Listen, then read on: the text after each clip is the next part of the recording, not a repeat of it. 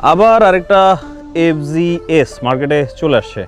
সব কিছুতেই আগের মতোই, muscular tank, wide tyre, comfortable seating position, এবং রাইডিং ফিল্ডের মধ্যেও খুব বেশি ডিফারেন্ট কিছু পাচ্ছি না। আগের মতোই পাওয়ার ফিগার 12.4 PS আর 13.3 নিউটন মিটার অফ টর্ক। তার পরবর্তীতে ব্রেকের কথায় যদি আসি, same double disk with single channel ABS। তাহলে পরিবর্তনটা আসলে কিসে? আছে নতুন অনেক কিছুই আছে, আসেন সেগুলো নিয়েই আলাপ করি।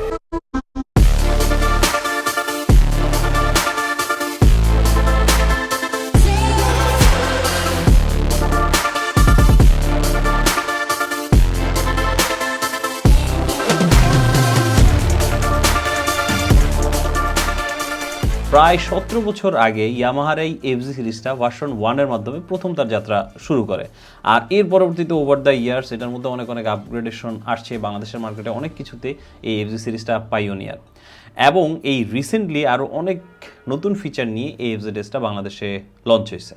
একেবারে ভেরি ফার্স্ট থিং যেটা এই বাইকটার মধ্যে রিসেন্টলি অ্যাড করা হয়েছে সেটা হচ্ছে TFT ডিসপ্লে। TFT ডিসপ্লে এখন খুব ট্রেন্ডিং একটা জিনিস। আস্তে আস্তে প্রায় সব বাইকের মধ্যে এই TFT ডিসপ্লে অ্যাড হয়ে যাবে। তবে এটা হচ্ছে প্রথম দিককার কমিউটার বাইক যেটার মধ্যে হচ্ছে এই TFT ডিসপ্লেটা অ্যাড করা হয়েছে, এবং এই TFT ডিসপ্লের হিউজ সুবিধা আছে, কারণ এটার মধ্যে অনেক ইনফরমেশন। এই যে RPM মিটার, তারপরে স্পিড, তারপরে ফুয়েল মিটার, সব কিছু তো আছেই, গিয়ার ইন্ডিকেটর, সব কিছু তো আছেই। এর সাথে আপনার ট্রিপ কত, অ্যাভারেজ স্পিড কত ছিল, তার পরবর্তীতে ট্রিপ টাইম, তার পরবর্তীতে যে অডো সেটা তো দেখাই যাচ্ছে, ট্রিপ 1, ট্রিপ 2, এই সব ইনফরমেশনের সাথে আপনি চাইলে আরও অনেক কিছু এখান থেকে কন্ট্রোল করতে পারবেন। যেমন হচ্ছে মিউজিক, আপনি আপনার ফোনের সাথে ইয়ামাহার যে ওয়াই কানেক্ট অ্যাপটা আছে সেটা কানেক্ট করে এই ডিসপ্লের ভিতরেই আপনি এই যে ন্যাভিগেশন করতে পারবেন, তার পরবর্তীতে মিউজিক শুনতে পারবেন, তার পরবর্তী নোটিফিকেশন সেন্টারে এসে মেসেজ কি আসলো, কল রিসিভ করতে পারবেন, ওয়েদার আপডেট এখান থেকেই সব কিছু পাবেন। আর এর পাশাপাশি এই ডিসপ্লেটা এই যে এখান থেকে আরও অনেক কিছু কন্ট্রোল করা যায়, যেমন ট্র্যাকশন কন্ট্রোল অন অফ করার system, shift indicator, theme select করা যায়। হ্যাঁ, আপনি চাইলে আপনার থিমটাও চেঞ্জ করতে পারবেন। এই যে আমরা থিম 2তে চলে যাব, ডিফারেন্ট একটা থিমে চলে গেছে, দেখছেন। তার পরবর্তীতে আবার যদি আমরা এটাকে ডে এবং নাইট মুড যেটা, সেই দিকেও নিয়ে যেতে পারবো। এই যে ডিসপ্লে সেটিংয়ে যাই, এটাকে এখন আমরা ডে মুড করে দিলাম। এই যে ডে, নাইস। ওভারঅল খুবই ব্রাইট, কালারফুল এবং স্মার্ট একটা TFT ডিসপ্লে এই ইয়ামাহা FZ FI হাইব্রিডের মধ্যে অ্যাড করছে। TFT ডিসপ্লে আর নতুন কি, বাংলাদেশে এখন অনেক প্রিমিয়াম বাইকের মধ্যে TFT ডিসপ্লে অ্যাড করা হচ্ছে।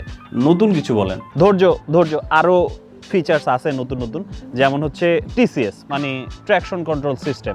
ট্র্যাকশন কন্ট্রোল যেটা করে সেটা হচ্ছে আপনার রেয়ার হুইলের পাওয়ারটাকে কন্ট্রোল করে। এর ফলে ধরেন আপনি ওয়েট সারফেসে আছেন, অথবা হচ্ছে এই ধরনের ধুলাবালিওয়ালা রোডে আছেন, আপনি এক্সেলারেট করলেন, চাকা যদি বেশি ঘুরে যায় তাহলে আপনার বাইকটা ইমব্যালেন্স হয়ে যাবে। ট্র্যাকশন কন্ট্রোল সেখানেই কাজে আসে। আপনার চাকাটাকে সে বেশি ঘুরতে দিবে না। ওয়েট সারফেস অথবা হচ্ছে এই ধরনের ধুলাবালিওয়ালা রাস্তায় চাকা কতটুকু ঘুরতে হবে সেটা সে নির্ধারণ করে এবং সেটুকু পাওয়ার দেয়। এটা একটা সেফটি ফিচার, বাট যদিও এই সেগমেন্টের বাইকের জন্য এটা খুব একটা বেশি জরুরি কিছু না, তারপরেও ব্র্যান্ড যেহেতু দিছে আপনাকে, এনজয় করেন সেফটি। আর কিছু না হলে ভাই ব্রাদারের সাথে তো ভাব নিতে পারবেন, তাই না? তোর বাইকে কি ট্র্যাকশন কন্ট্রোল আছে? আমার বাইকে আছে। TCSও নতুন কিছু না, বাংলাদেশে অনেকগুলো স্পোর্টস বাইকের মধ্যে এখন এই TCS খুব অ্যাভেলেবল। একবারে নতুন কিছু বলেন যেটা অন্য কোনো বাইকে নাই, শুধুমাত্র এই নতুন ইয়ামাহা FZS এর মধ্যে আছে। দিস ইজ দ্য ফার্স্ট এবার hybrid bike in Bangladesh. Hybrid engine আমরা গাড়ির ক্ষেত্রে খুব কমনলি দেখি, কিন্তু বাইকের ক্ষেত্রে এই ইয়ামাহা FZS FI হাইব্রিড এটাই হচ্ছে প্রথম বাইক যেটার মধ্যে হাইব্রিড ইঞ্জিন ইউজ করা হয়েছে। ওকে, দ্যাট সাউন্ডস ইন্টারেস্টিং। এই হাইব্রিড সিস্টেমটা কীভাবে কাজ করে? লেট মি এক্সপ্লেন দ্য কাহিনী ব্রোস। আমরা সাধারণত যে বাইকগুলো চালাই সেগুলোর মধ্যে থাকে হচ্ছে ইঞ্জিন, আর ইঞ্জিন শক্তি উৎপাদন করে হচ্ছে অকটেন বা হচ্ছে গ্যাসোলিন বার্ন করার মাধ্যমে।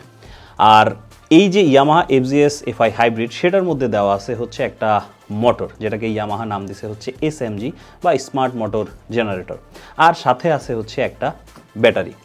এখন আমাদের প্রথাগত পদ্ধতিতেই অকটেন বার্ন হবে, ইঞ্জিন চলবে, এবং ইঞ্জিন চলাতে শুধুমাত্র চাকা ঘুরবে যে তা না, সাথে পাওয়ার উৎপাদন হবে, এবং সেই পাওয়ারটা স্টোর করে হচ্ছে ব্যাটারি। আর সেই ব্যাটারিতে যে চার্জটা স্টোর হয়েছে সেই চার্জ দিয়ে চলবে হচ্ছে মোটর। রিসেন্টলি আমি যে গাড়িটা নিছি সেটাও হাইব্রিড, সেটার মধ্যেও সেম টেকনোলজিটাই ব্যবহার করা হয়েছে। সেখানে মোটর আছে, ব্যাটারি আছে এবং ইঞ্জিন আছে। ইঞ্জিন যখন অকটেন খরচ করে তার পাওয়ার উৎপাদন করে, সেটা থেকে হচ্ছে ব্যাটারিটা চার্জ হয়, আর সেই ব্যাটারির চার্জ দিয়ে চলে হচ্ছে মোটর। আপনি যখন ইঞ্জিন স্টার্ট করবেন, লোয়ার পিএমে চালাবেন, তখন হচ্ছে সেটা ব্যাটারি থেকে চার্জ নিয়ে মোটরের মাধ্যমে চলবে। আর এর পরবর্তীতে যখন ব্যাটারি চার্জ শেষ হয়ে যাবে, ইঞ্জিনের পাওয়ার অন হবে, ইঞ্জিনের পাওয়ারের মাধ্যমে আপনার বাইক চলবে, সেটা থেকে আবার ব্যাটারি চার্জ হবে। এবং এটা একটা continuous process, continuously battery charge হবে। তার পরবর্তীতে যখন চার্জ খরচ করার দরকার হবে, মোটর তখন সেখান থেকে চার্জ দিবে। আবার যখন চার্জ শেষ হয়ে যাবে, আবার ইঞ্জিনের পাওয়ার থেকে সেই চার্জটা নিবে। এভাবে কন্টিনিউয়াসলি স্মার্ট মোটর এবং ইঞ্জিনের পাওয়ার আউটপুটের ব্যবহারের ফলে এটার মধ্যে থেকে ভালো ইকোনমি আপনারা পাবেন। বলা হচ্ছে 50 থেকে 60 কিলোমিটার পার লিটার এটা দিয়ে আপনি চালাতে পারবেন। আর 2 নম্বর যে সুবিধাটা এই হাইব্রিড ইঞ্জিনের কারণে পাবেন, সেটা হলো এটার ইনিশিয়ালি হালকা একটু আপনি অ্যাক্সেলারেশন বেটার পাবেন। এমনিতে পাওয়ার ফিগারে কোনো চেঞ্জ হবে না, কিন্তু ইনিশিয়ালি যেহেতু স্টার্টটা হয় হচ্ছে যে স্মার্ট মোটরটা সেটার দিয়ে, তো ওই মোটর থেকে পাওয়ারটা পাওয়ার কারণে আপনি ইনিশিয়ালি একটু অ্যাক্সেলারেশনটা বেটার পাবেন। আর 3 নম্বর আরেকটা সুবিধা আছে, সেটা হচ্ছে যখন আপনি ধরেন জ্যামের ভিতরে বাইকটা চালাচ্ছেন, আপনি বাইকটা থামাবেন। এই যে ধরেন আমি এখন এখানে বাইকটা থামায় ফেললাম, এখন জ্যাম, ধরেন এখানে অনেক গাড়ি, অনেক জ্যাম, আমি বাইকটা থামায় বসে আছি। এখন আমার নতুন করে আমাকে এখানে স্টার্ট ক্লিক করা লাগবে না, জাস্ট ক্লাসটা ধরবো, হয়ে গেছে স্টার্ট। থ্রটলটা দেওয়ার সাথে সাথে স্টার্ট হয়ে গেছে। এটা হাইব্রিড হওয়ার কারণেই মোটর থেকে সে অটোমেটিক পাওয়ারটা নিতে পারতেছে। আরও একটা সুবিধা আছে, আপনি যখন স্টার্ট দিবেন ক্লাসটা ধরে জাস্ট একটা ক্লিকেই স্টার্ট হয়ে যাচ্ছে, একবারে স্মুথ একটা স্টার্ট আপনি করতে পারবেন। গাড়ির ক্ষেত্রে বাংলাদেশে অনেক আগে এই টেকনোলজিটা অ্যাভেলেবেল হয়ে গেছে, কিন্তু বাইকের ক্ষেত্রে এটা আমরা প্রথমবারের মতো কোনো বাইকের মধ্যে এনজয় করতে যাচ্ছি। তাহলে এই বাইকটা কাদের জন্য? এই বাইকটা হচ্ছে তাদের জন্য যারা আসলে বাজেট নিয়ে খুব একটা বেশি টেনশন করেন না। আপনার ইয়ামাহার মতো ব্র্যান্ডের বাইক দরকার হবে এবং ইয়ামাহার ফ্যান, তারা ডেফিনেটলি এটা নেবেই। আর দ্বিতীয়ত হচ্ছে অফিস গোয়ার্স যারা ডে টু ডে বেসিসে সিটের মধ্যে রাইড করে, ইউনিভার্সিটি স্টুডেন্ট হতে পারে, তাদের জন্য এই বাইকটা। যারা একটু ইকোনমির কথা চিন্তা করে, better mileage with definitely good stylish bike, তার পরবর্তীতে ডিসেন্ট অ্যামাউন্ট অফ পাওয়ার তাদের দরকার হয়।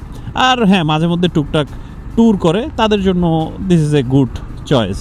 আর যারা সাথে নতুন টেকনোলজির এক্সপিরিয়েন্স নিতে চান, যারা রাইডিং এক্সপিরিয়েন্সটাকে আপগ্রেড করতে চান, গাড়ির ফিলটা এখন আপনারা বাইকে পেয়ে যাবেন হাইব্রিড ইঞ্জিনের কারণে। Smart ride, smoother life with FZS। আজকের ভিডিওটা এখানে শেষ করতেছি bros, Sunny out, tata, good bye, আল্লাহ হাফেজ।